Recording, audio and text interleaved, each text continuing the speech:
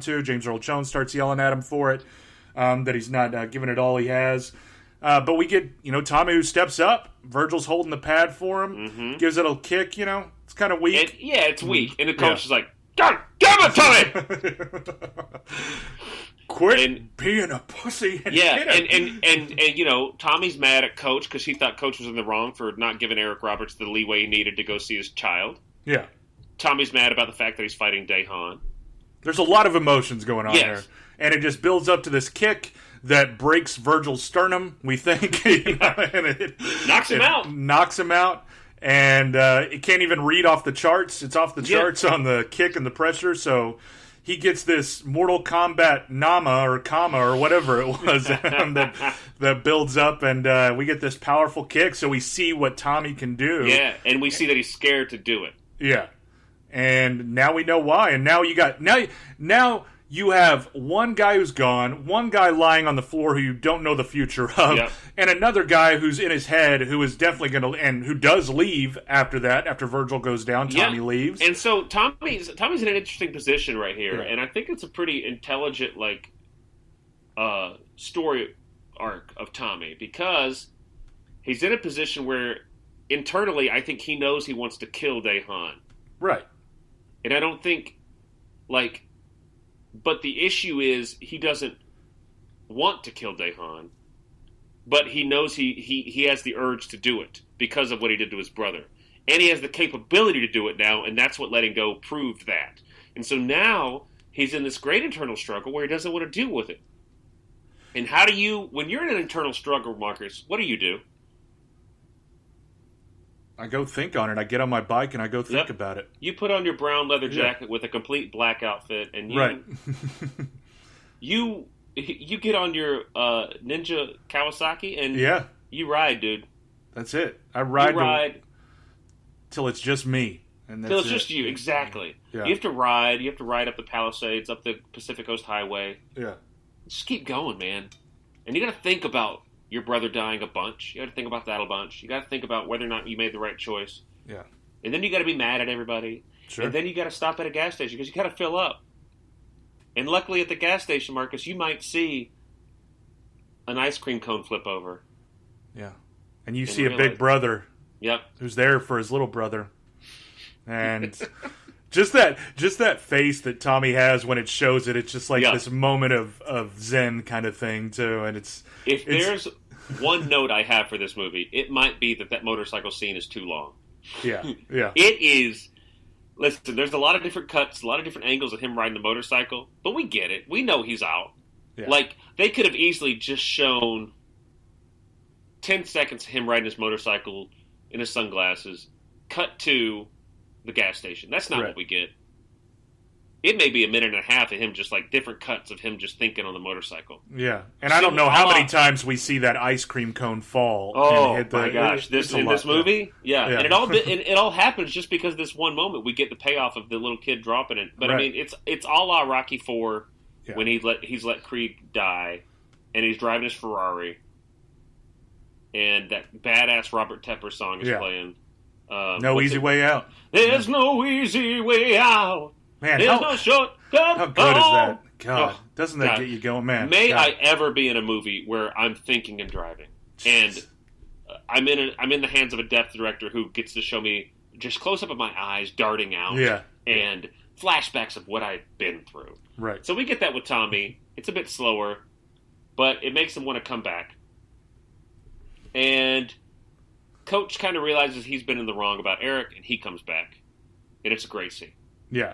A lot of high fives in this movie, Mark. Lot. You get this is when it's the purge of high fives that we should have had through the whole movie, and it's let's get them all out, boys. And bam, Tommy's back. High five. We're going to. We're all in this together. High Virgil's five. good. Yeah. Racism's ended. Right. Yeah. Travis is no longer racist. Dude, high five. And let's go ahead and let's get to the tournament. And you know what? Why don't we go ahead, Marcus, and let's just call this the boss fight. I like it.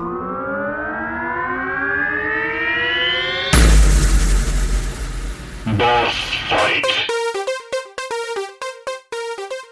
It is. It's It's one big boss fight. It's one big boss fight. Every single person fights their own boss. Korea is the boss, Korea is the boss, and then there's 5 individual bosses. Starting with Young Kim and Sunny.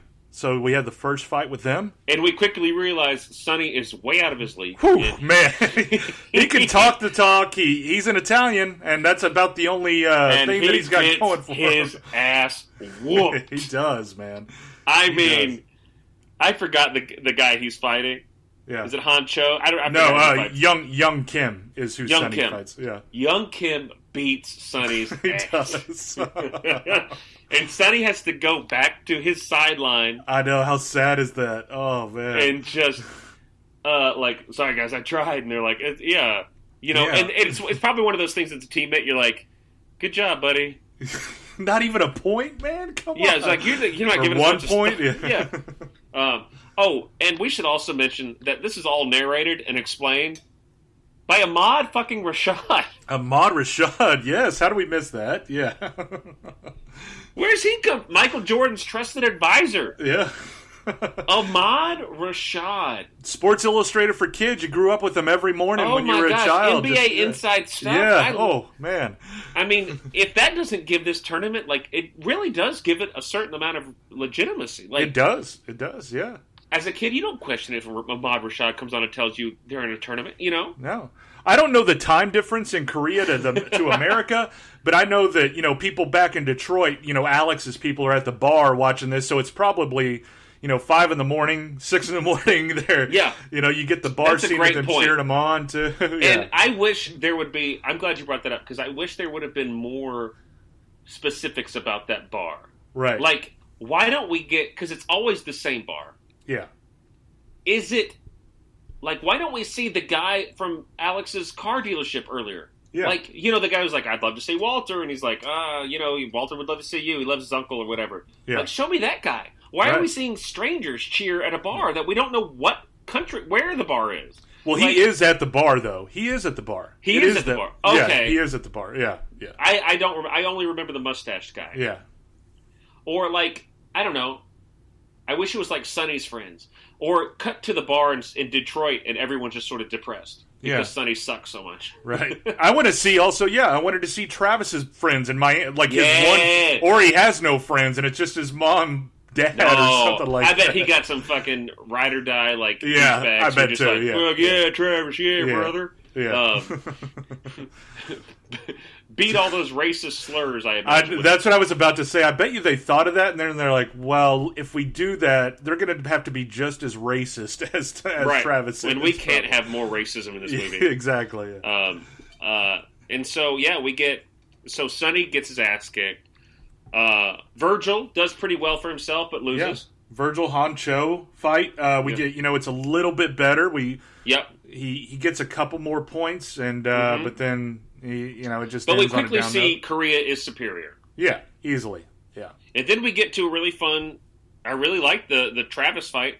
Travis and Seijin Kwan, Tom Sung Woo. Is it Woo or is it? I thought it was Tom Sung Woo. Moon. Maybe you're right.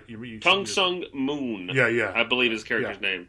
They have a really fun fight scene. They do, yeah. By all accounts, Travis kicks his ass, but it's a point-based competition, so it doesn't really matter. Yeah. Because a point could be... that was another thing, like you said, I couldn't tell what a point was. Because they were showing all these kicks and a kick to the stomach, and it doesn't show the point marker going up. Right. But then all of a sudden someone gets knocked down, and the point marker goes up, and I'm confused as to what I'm supposed to think because then, from what I understand about normal Taekwondo competitions, a solid strike, a clean strike to the face or abdomen is a point. See, and that's what I think. I guess maybe the knockdown is the point, not the contact itself. I guess. Okay. So yeah. But I mean, we get a tie at the end, so we get a tie on points. Then we got to see, test your might, and we get a more. And how about this, Marcus?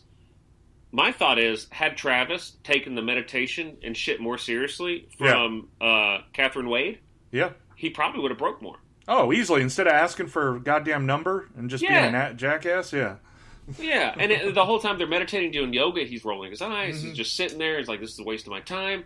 And now look at you, you dumb fuck. You're sitting there crying because you only broke 9 and the other guy broke 10. Yeah. Why are you counting them? What are you counting them for? So that one ends, and Travis, he showed up for his team. He did better than anyone had done so far. But now there's some hope. There's some hope. Yeah. Right. He gets them within some type of running, but the match really goes to Sung Moon, which I guess really doesn't matter because it's point-based. Who cares if you win the match if the points mean everything? A little logic there. But we get the 2 big fights. Yeah. We get I like Eric Roberts' fight scene the most in any of the whole movie. I like it more than Tommy's. Yeah, I do too, without a doubt. It's so good. Yeah. He has the most backstory as an individual character. You know why Tommy's fighting, but you understand more of Eric's plight, Eric Roberts' plight as Alex. You know?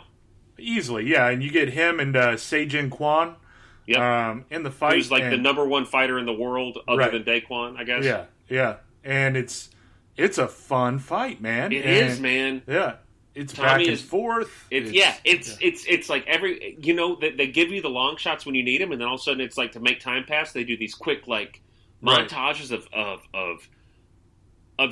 you get to see like why Alex was chosen. You get to see what he would have been like before the shoulder injury. I think is what they're trying to do here because everyone's like, oh shit, it's Alex Grady. He was badass for a while, but then he went out.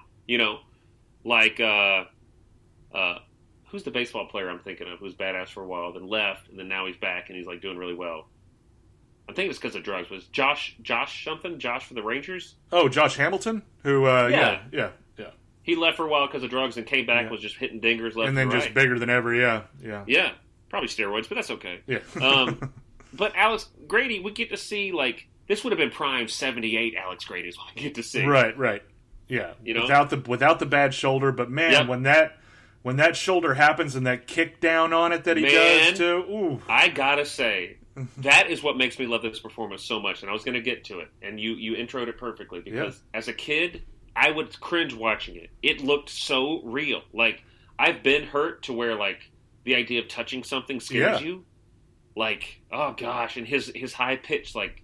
It is scary. Like, it's still, like, you twitch a little bit, like, watching it. I did watching it as an adult. I was drunk, but I did watch it as an adult, and I still twitch, like, and it's like, when you're in control of your pain, and you're like, oh, right, and then there's the other times where you are caught off guard by pain, and you just, like, do noises you didn't know you were going to do. Yeah. That's what you get when his shoulder's dislocated, and he's just writhing on the ground, crawling on all fours, and someone touches it, and he's like, ah! Yeah. Like, he's making these noises, and he's twitching, and he's like, oh, gosh, how good is the pop it, Tommy? Yeah, pop it. God damn it, pop it. And as a kid, man, this is where I started crying, man, because I'm like, look at him. All he wants to do is prove to his son, I'm here, I'm worth it, I'm doing it for us. James Earl Jones should be noted that as the coach, he softened up and flew in Tommy's son. Yeah, kind of to make up for that harshness that he displayed. Your son may be dead, but you're staying here. Yeah, he's like, my bad. Here he is. Bad. Yeah, he's here. Coach, what's my son doing here? Yeah. Only after Walter was in a goddamn coma for a half hour and just ended up having a bum leg for a little bit. Yeah. Yeah, I'm saying, come on. Yeah. It should be more. He should have lost a leg. Yeah.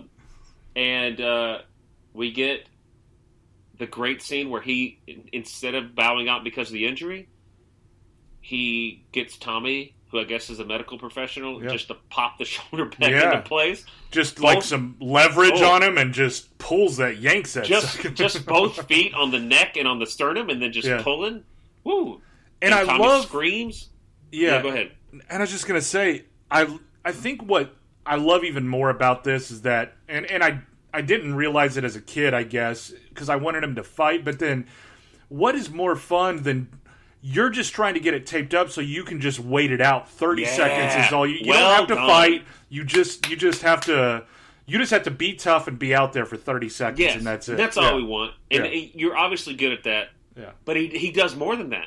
He goes and gets some more fucking points. He gets the point. Like, they build it up to where all you have to do is wait, so like you're on his side. Come on, all you got to do is just dodge, dance around a little bit. But no, he sees the opening and he fucking knocks him out of the ring. And you know what?